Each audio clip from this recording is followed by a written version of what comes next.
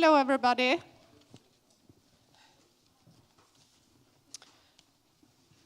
I hope you have enjoyed the coffee and the cookie. And we will try to start now. My name is Kristina Lilja, and I'm from Department of Economic History, Uppsala University. And I'm very happy to have been asked to take care of this roundtable. And as you can see, there is quite many researchers, more than people than, no, as many. So I will just say very short something about how we will organize this. And my plan is that I give the word to all of you, 5 minutes each. And before you do your short speech about the market as a concept, before you start with saying things you have planned to say, I would like you also to introduce yourself so we know where you're from and who you are and so on. So when you have talked for 5 minutes each, you could react on your talks. And when we feel that we are finished here, I will give the word to the rest of the audience here today. So I will start with saying, giving the word to Montserrat Carbonell. And I don't know if you want to come up here. The floor is yours, if you want to sit down. You decide yourself. Thank you. Good afternoon. I'm Montserrat Carbonell of the University of Barcelona, and I teach a lot of years in the Department of Economic History, but my approach is social and economic and demographic history. And my subject of research is the survival strategies, and I study pledges, household, welfare, public soap, and all this. In the end of 18th century and the beginning of 19th century. But now, today, I want to say something perhaps useful for the debate. Well, I would like to thank the organizers for the invitation to this workshop. Well, I try to present some ideas about the credit at the margins and the connections between the formal sector and the informal sector of financial system. And my approach is the south of Europe and urban areas. The pawning of pledges was one of the forms of access to loans for working class people. And I want to stress three aspects here. And the first is the flow of financial resources between the formal sphere and the informal spheres of financial system. There is a flow between the spheres. The debate on usury and the restriction of the interest rate marked the second half of 18th century and the first half of 19th century in Spain. Did the reduction in the interest rate protect the poorest? The sources analyzed show quite the opposite. The restriction of the interest rate reduced the funds deposited and consequently the credit. At times of less liquidity of the institution, the loans were aimed at the safer clientele, those with more valuable guarantees and with a better reputation. In certain situations, people appeared who attracted resources and who could be informal lenders. The the flow of resources between the formal sector and the informal sector was revelated in this example of Teresa Vidal, a woman in the year 1805. The second aspect I'd want to explain is the expulsion of the poorest from the formal banking system. One of the mechanisms used by the institution Monte de Piedad is the institution of pledge, used by the institution to avoid the risk that the loan would not be repaid and consequently that the pledge would have to be sold in public auction, was to exhaustively assess the possibilities that each pledge had of being sold in auction. In this respect, the regulations induce the appraiser to give a very low price to those objects which would probably be more difficult to sell in a public auction. And thus, the poorest, who tended to have the least interesting pledges for the institution, were gradually expelled from it. The mechanism used consisted of obliging the appraiser to cover the difference between the loan granted and not repaid and the result of the sale of the pledge in public auction. It was the appraiser who had to pay. This was an effective system to oblige the valuer to value the pledges of less value lower. Consequently, the poor were expelled from the formal institution, formal microfinance sector, to the traditional lenders. These practices interfered with the perfect credit market. And the third aspect, finally, the analysis of network of working class credit institutions, Montes de Piedad, Montepios,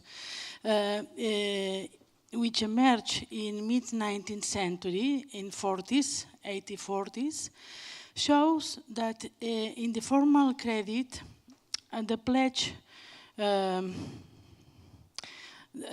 in the formal credit for pledge, the market was segmented. It depends of kind of pledge, this segmentation.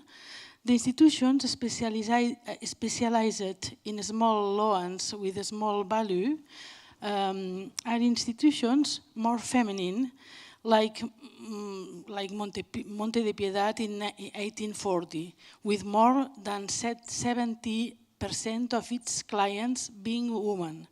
And the other institution in the same city, in the same place and the same time, Montepío Barcelonès, is an institution of pawning for pledge with 70% of men. Thank you. Thank you very much.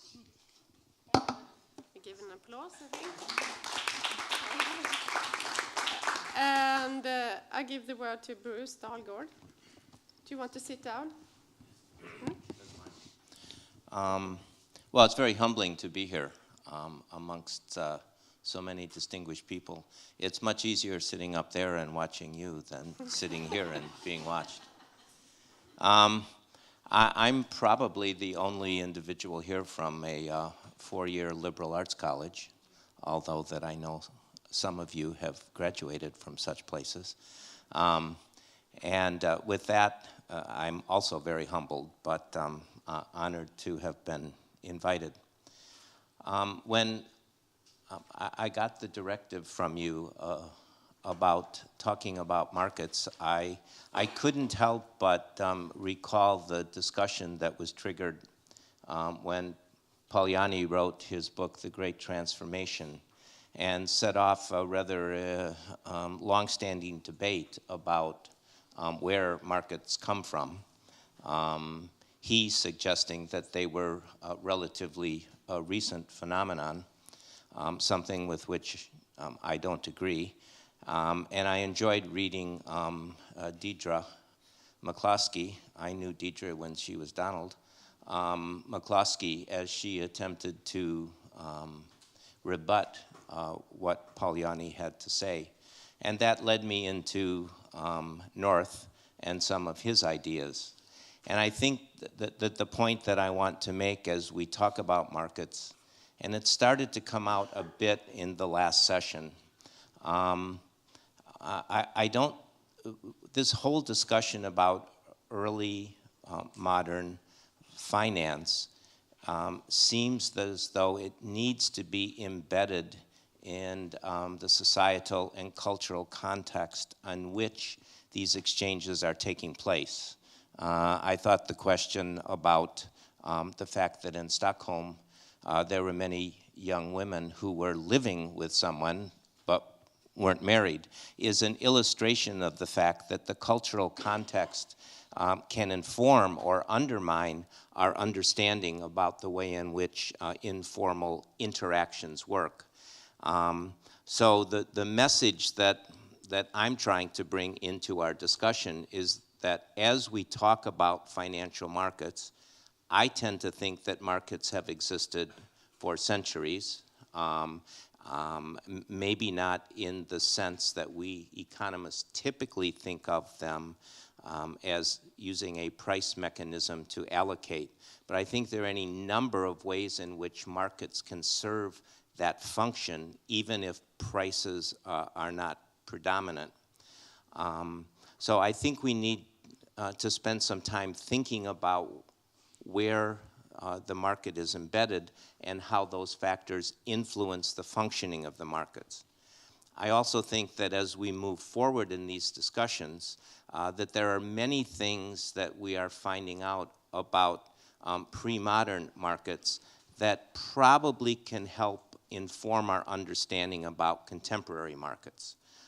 As they've gotten more sophisticated, in a way, it seems to me, they have actually become more imperfect, even though we would probably argue that it was the perfection of the formal market that replaced the informal market. But as I reflect upon circumstances that have occurred in the last few years, it seems to me that those imperfections that exist today exceed very far the imperfections that existed in informal markets. And the question that I ask is, why is that?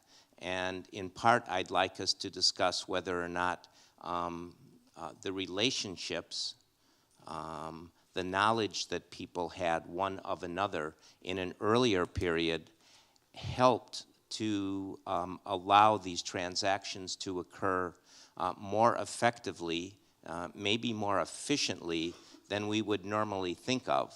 And that the very formal markets that exist today, because we have created such a separation between borrowers and lenders, may in fact not be functioning particularly well because we've lost the human interaction or the human awareness. So I guess I sound a lot like Douglass North here, and I don't apologize for that. So I hope we can bring some of this discussion into our conversation about markets, how they function, and how they've evolved. Thank you. Thank you very much. And now it's time for Peter Eriksson. Do you want to come up here? No, I'm fine here. So, okay. The floor is yours. Thank you very much for the invitation to come here. My name is Peter Eriksson. I'm from the Department of History at Uppsala University. I'm currently working on a project which explores the emergence and development of early financial markets in Sweden in the 18th century. I'm not an economist, so this sort of scared me a little bit that I should talk about markets. I just say a few things about them that matters to me and my work, and see if that has anything to do with. I think that has to do with other things as well. Okay, so my interest is similar to what Bruce said here. I'm interested in how markets, to analyze markets in how they're functioning in contexts, and in particular in relationship to the state, and how that state impacted society. In other words, I am interested in the political economy of financial markets. One basic assumption or point of departure is that there are no free or independent markets. For financial markets to be able to exist, it needs some type of, it needs to be subject to some type of legislative regulations, not only enforcement, but and usually governments in early modern Europe connected taxation, custom duties to financial markets. They were working sort of within the same system. The idea here is being that the state does not really intervene in markets, but states and markets have historically developed in symbiosis and generally mutually strengthen each other. One should take, for instance, the more practical example that merchants were often contractors to the state, that the state was one of the main economic motors of early modern society. Their military, their army, and in particular the navy, costed a lot of money. Many of the merchants were contractors. They delivered military supplies to the state, and they also provided the state with the credits in order to purchase their goods. And later on, as the states started to issue government bonds, they were the prime investors in these bonds, and they also dealt with them on secondary markets. So, states also, in early modern times, seem to have the capacity to create markets and to regulate them in such a way that they redistribute resources in society. One example is a state, or often a town magistrate, which is basically the same thing here, that issued bonds which are served by excise taxes on everyday goods, such as bread and beer. They are prime examples of a redistribution of wealth from poor people who need to buy food to wealthy investors in the form of interest payments. It is possible that such flows also can run another way. If the investors here were, for instance, charitable organizations, but the thing is here that states can use markets to redistribute resources. States also tend to have the capacity to integrate underdeveloped informal or financial markets by issuing financial instruments that are intended to circulate among anonymous strangers. And if things work out well for the state, they might be able to replace personal trust between buyer and seller with the trust in a political system. Such instruments also has the capacity to transcend geographical obstacles. The crucial question, of course, is there really a general trust in the commitments of the state? Which, of course, brings us to Northern Weingast's classical study from '89. I would like to argue that the credibility of the commitments of a state is not necessarily a question of formal constitutional arrangements. It is rather a question of which social groups in society that are granted access to the political process, and thus which economic interests are catered for. So the state cannot be seen here in relationship to markets as a monolith, but rather as an area where some sort of political struggle over resources take place, and the state, of course, also has then the capacity to implement their decisions.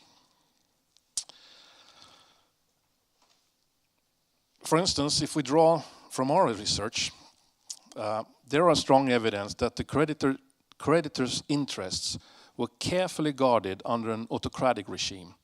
In Sweden, say in the 1710s, whereas under the subsequent parliamentary regime, the state partially defaulted on their obligations and thereby targeted the social groups, primarily the peasantry, who were politically marginalized.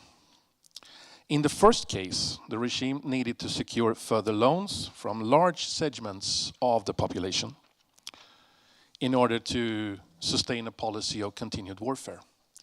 In the second case, a new regime that was not in the need of further credits, since all belligerent ambitions had been cancelled.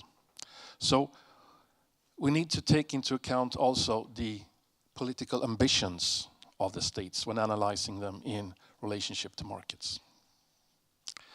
States can also, through regulations, integrate financial markets with other markets.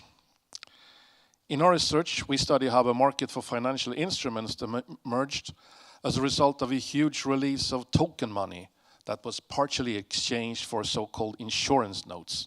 These happened in Sweden in 1719. These notes were then required as payments for custom duties on all foreign trade. And this gave rise to a secondary market in which tens of thousands of transactions were conducted over a period of more than 45 years. On these markets, profits were made by merchants and other intermediaries. And the design of this market was at least partially a political motivated compensation for merchants and traders for their initial losses in that partial default of the token money that I just mentioned. Yeah, that's pretty much what I had. Thank you very much. So, I will, so, as perhaps some of you have noticed that there are more people in front of you than in the program. And one of them is Yaso Abbas. The floor is yours. Yeah, unlucky for me that I was in the new description. I'm a PhD student in Uppsala University. I'm currently writing my thesis, and I'm working in Håkan Lindgren's project, Informal Financial Markets in 19th Century Sweden, estimates based on microdata. The research I'm doing is on Malmö's credit market throughout the period 1850 to 1900. And my focus is on social and geographical structures in that credit market and how economic crisis affected these structures. I'm also using a different source than most of you here. I'm using petition protocols instead of probate records. And these protocols are basically petitions to the county registry from creditors of outstanding debt. And these petitions could be made from both formal and informal creditors. So one of the things I want to bring forward for discussion is basically in my research, the majority of credit was done or given by trade merchants. And this is not very unique for me and not very unique for Scania, but these trade merchants were highly active across the county and its borders, especially compared to earlier studies using probate records, because it's not seen in that way earlier. And that activity is basically both a product of their occupation as grain merchants and the surrounding principal trade and industry, which is agriculture. So the first point I would like to bring up for discussion is the geography and social structure of that market. And what I mean by that is the geography, which is highly specific for each paper presented here, is the dependence on social composition in the region I study, and the region studied by you. Thus, are the deviations and differences in the markets comparable, or is the social composition altering what the markets constitute and how they function? And secondly, should the informal and formal credit be viewed as a part of a larger market, and as they in certain regions incorporate different geographies? So basically in Scania and in Malmö, you have, at least from my point of view of the petition protocols, different distances in how big that geography is. The second point I would like to discuss is basically the types of credit and how it is repaid. And the distinction is, in modern terms, a matter of interpretation and ultimately a matter of understanding the action of agents. As many of these debts were settled in kind and bought even on credit, the principal action of agents that needs to be considered is their necessity in actions and equally the shortage of liquidity. Thus, the point I'm trying to make is, as Carol mentioned before, the deferred debt payments and debt settled in kind, should it be included in our understanding of credit markets? And does this change the concept of the market if you include it in a sense, especially credit markets as we see them? Yeah, that's basically it. Okay, thank you.